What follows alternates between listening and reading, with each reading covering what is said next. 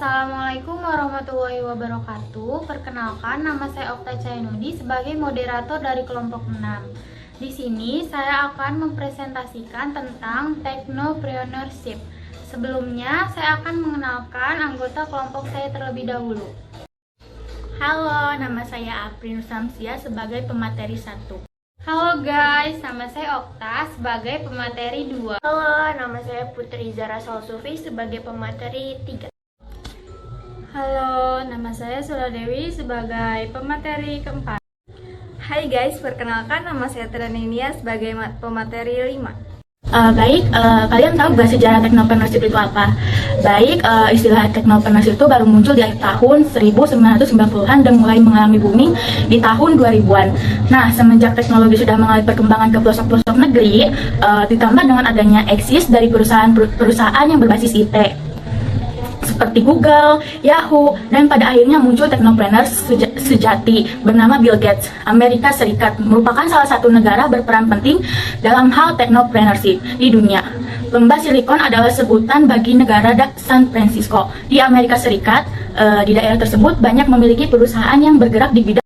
Jadi, technopreneurship merupakan salah satu bagian dari suatu proses kegiatan bisnis yang di dalamnya berisikan berbasis teknologi dengan memiliki tujuan dan harapan agar dapat mengembangkan dan menumbuhkan jiwa.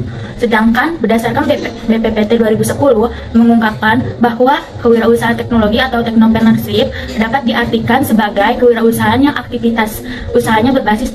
Baik, selanjutnya setelah sejarah dan definisi, technopreneurship juga mempunyai tujuan dan manfaat loh. Salah satunya memberikan kontribusi konglomerat dalam menasehati pengangguran intelektual di Indonesia.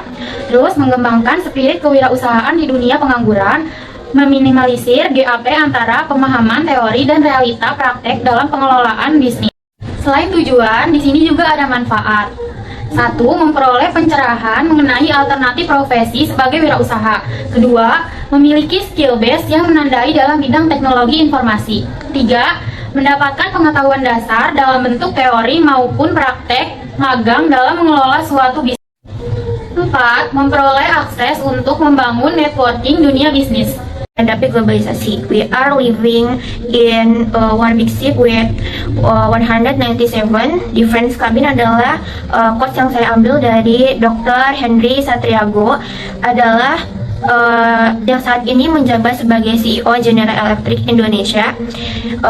Bukan tanpa alasan beliau berkata demikian, karena jika kita melihat dari perkembangan dunia yang semakin global, quotes yang di atas berhubungan dengan globalisasi yang sebenarnya telah terjadi 5-10 tahun terakhir, serta dampak globalisasi yang terjadi di berbagai aspek kehidupan penduduk seluruh penjuru dunia, termasuk di bidang perekonomian.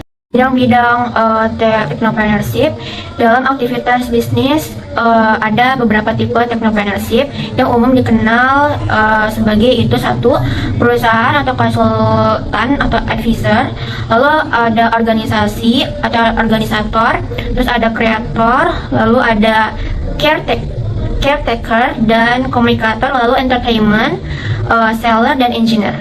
Baik, selanjutnya yaitu peran technopreneurship dalam menghadapi tantangan global. Yang pertama ada ikut serta dalam menggunakan perekonomian di Indonesia, baik ekonomi mikro, makro, dan skala yang lebih besar. Yang kedua, memiliki wawasan global dan berorientasi internasional, memiliki daya saing global yang berdampak pada jalannya roda perekonomian di Indonesia.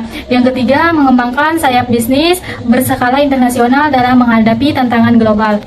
Selanjutnya ada kelebihan technopreneurship. Yang pertama, mempermudah penyebaran ilmu informasi dan pengetahuan. Yang kedua, dengan adanya sebuah handphone, maka kita dapat berkomunikasi jarak jauh dan dimana saja kapanpun yang kita mau. Yang ketiga, dengan adanya teknologi video call, seseorang sudah dimudahkan pertemuan atau rapat jarak jauh. Yang keempat, di bidang jasa kesehatan untuk memberikan pelayanan kepada pasien, baik itu di pendaftaran dan penagihan biaya, sudah bisa dilihat melalui internet. Selanjutnya yaitu kekurangan technopreneurship. Yang pertama yaitu ada selalu ingin tahu privasi dan hak milik orang lain. Yang kedua, tentunya teknologi informasi tidak mengenal moral manusia. Yang ketiga, paling ironisnya adalah munculnya situs-situs porno di internet yang memudahkan anak-anak sekarang melihatnya, baik gambar ataupun video. Yang keempat yaitu ada pemanfaatan jasa komunikasi dan jaringan teroris. Baik, kesimpulan dari materi ini, teknopreneur adalah produk bukan prosedur untuk menghasilkan inovasi manusia dengan bantuan teknologi. Ini semua tentang melakukan perbaikan dengan bantuan kemajuan teknologi untuk suatu organisasi, negara maupun dunia. Jenis kewirausahaan ini membawa banyak manfaat dengan mengurangi biaya bisnis lain. Technopreneurship ini memudahkan perusahaan dan mengembangkan pendistribusian, menyimpan, mengelola, bahkan mengakses informasi dengan biaya yang sangat murah. Salah satu kemudahan yang Anda dapatkan di era sekarang adalah proses pembukuan semakin mudah dan praktis. Saat ini sudah banyak sistem akuntansi berbasis cloud yang memudahkan proses pembukuan kapanpun dan dimanapun Anda.